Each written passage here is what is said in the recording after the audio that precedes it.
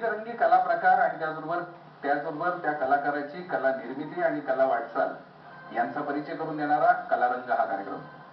कला आणि संस्कृतीचं उत्तम दर्शन आपल्याला यातून घडत असतं आणि अशाच पद्धतीची उत्तम निर्मिती करणाऱ्या महाराष्ट्रातल्या वेगवेगळ्या भागातल्या कलाकारांचा आपण परिचय करून घेत असतो. आज आपण पिंपरी चिंचवड मधल्या चिंचवड भागामध्ये आलोय आणि या ठिकाणी वास्तव्याला असणाऱ्या सुरेखा कटारिया या मॅडम खर तर पारंपरिक संस्कारात वाढलेल्या, अगदी डोक्यावरनं पदर घेणं म्हणजे घुंगट अशा पारंपरिक स्थितीत असणाऱ्या, पण जेव्हा त्यांना संधी मिळाली त्यावेळी त्यांनी शिक्षणाच्या माध्यमातून प्रगती तर केलीच, पण आपल्या बरोबर इतरही महिलांचं जीवन उज्ज्वल व्हावं यासाठी सामाजिक काम करता करता साहित्य लेखनाकडे वळल्या आणि हे लेखन करता करता साहित्य संमेलन आणि त्याचबरोबर आपल्याला अवगत झालेलं ज्ञान इतरांना द्यावं यासाठी खर तर महाराष्ट्रातली एक सगळ्यांना हादरवणारी किंवा वेदना देणारी घटना म्हणजे 1993चा भूकंप.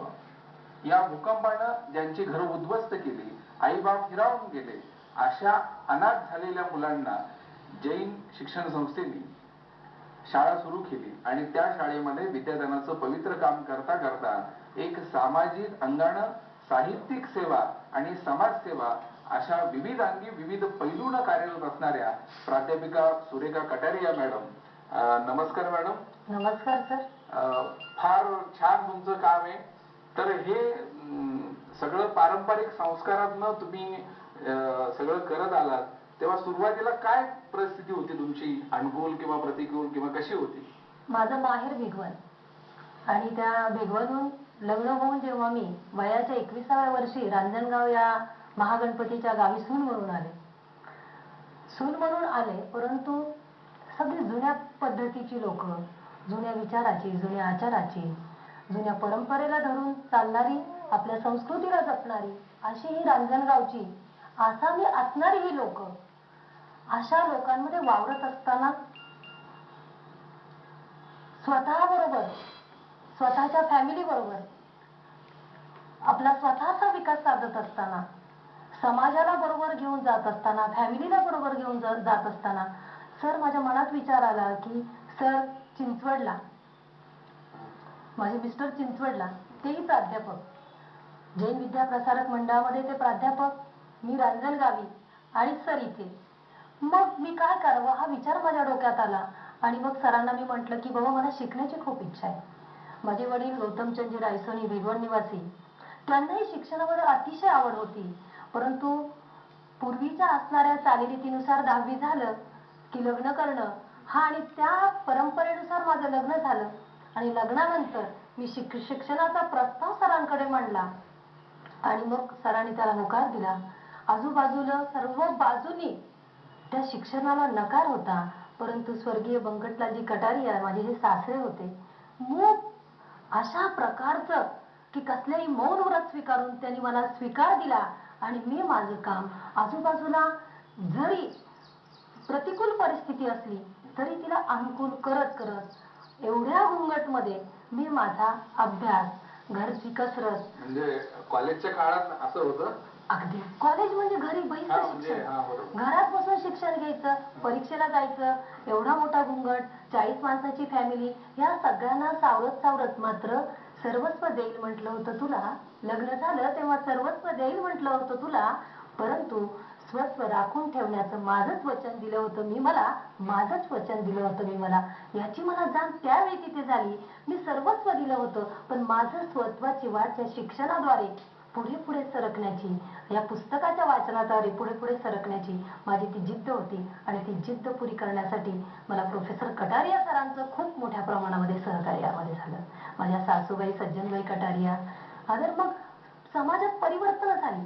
बुरख्याच्या आत राहून बुरसटलेले विचार बाजूला काढून एक योग्य पद्धतीनं त्या शिक्षणाला मिळालेल्या संधीचं सोनं कसं करावं हे मला चांगलं ठाऊक होतं आणि म्हणून मग मी 10वी झालेले 12वी केलं, 12वी नंतर BA केलं, BA नंतर MA केलं आणि MA केल्यानंतर BEd केलं.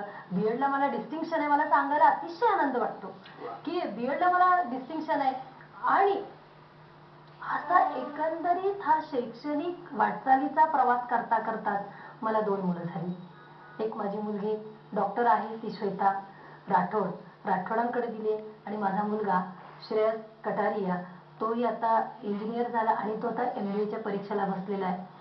अशा पद्धतीने एकंदरीत मी बिगवरून लावलेलं हे छोटंसं रोपटं रांजणगाव गणपती महागणपतीमध्ये लावलं आणि त्याचा छानपैकी बहरणारा वृक्ष, तुमच्या भाषेत म्हणायचं झालं की तुम्ही लोक साहित्यिक, आम्हालाही साहित्यिक, आणि अशा वाचनातून हा बहरलेला वृक्ष ही सगळी देण ही कटारे फॅमिलीची, सरांची आणि हे त्रिवार सत्य आहे. म्हणजे पारंपरिक संस्कार, कौटुंबिक जबाबदारी हे सगळं सांभाळत असताना सुद्धा तुम्ही शिक्षण पूर्ण केलं. शिक्षण पूर्ण केल्यानंतर मुळात शिक्षक व्हावं किंवा प्राध्यापक व्हावं ही आवडच. हो, मला माझी आजी सासू होती, ती मला म्हणायची, माझी मुलगी, सुरुवातीला मला मुलगी झाली, मग मी माझ्या शिक्षणासाठी 6 वर्षाचा गॅप घेतला. मग त्या बसल्या बसल्या म्हणायच्या, इकडे या, तुम्हाला किती पगार देतील? म्हटलं, पगार का असं विचारता तुम्ही? नाही म्हणे, तुम्हाला किती पगार देतील? म्हटलं, असं का विचारता? नाही, तुम्हाला मुलं किती आहेत ते नाही विचारणार, तुम्हाला पगार किती आहे ते विचारतील. अशा प्रकारच्या आजीबाईंच्या, माझ्या आजी सासूबाईंचं बोलणं जेव्हा माझ्या कानी यायचं, त्या माझ्याशी संवाद साधायच्या, तेव्हा मला लक्षात यायचं की यांच्या मुलाला नातू हवाय, त्यांना नातू हवाय. परंतु माझं एकंदरीत चाललेलं शिक्षण आणि एकंदरीत त्या गावचा असणारा पारंपरिक वारसा जपत जपत इथपर्यंत पोहोचले. B.Ed झालं आणि B.Ed नंतर मी अशा प्रकारची वाटचाल केली. बरं, तुम्ही विशेष मुलं म्हणजे भूकंपग्रस्तांची मुलं असणाऱ्या शाळेमध्ये काम करता.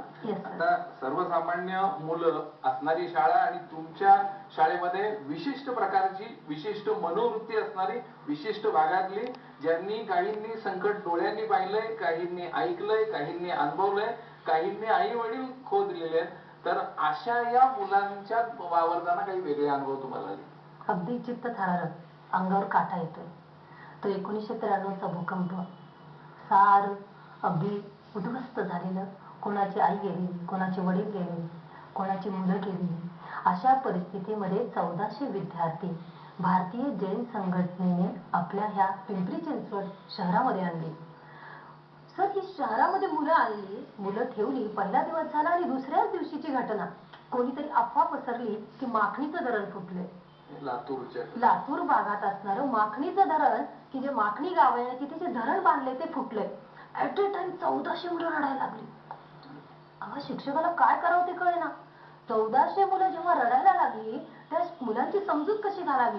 आम्ही सांगतोय, अरे नाही बाळांनो, अशा पद्धतीनं नाही, फुटलेलं नाही म्हणे, फुटलंय धरण. अगोदरच भूकंपानं त्रस्त झालेली ही मुलं या माखणीच्या फुटलेल्या धरणाच्या या अफवेमुळे अधिकच बेजार झाली आणि त्यांना सावरता त्यांचं मानसिक संतुलन आम्हाला ठेवता आम्हाला अतिशय कसरत करावी लागली. शेवटी त्यांना मी 7च्या बातम्या दाखवल्या. म्हटलं, बघा या टीव्हीच्या बातम्या बघा आणि मग सांगा आता.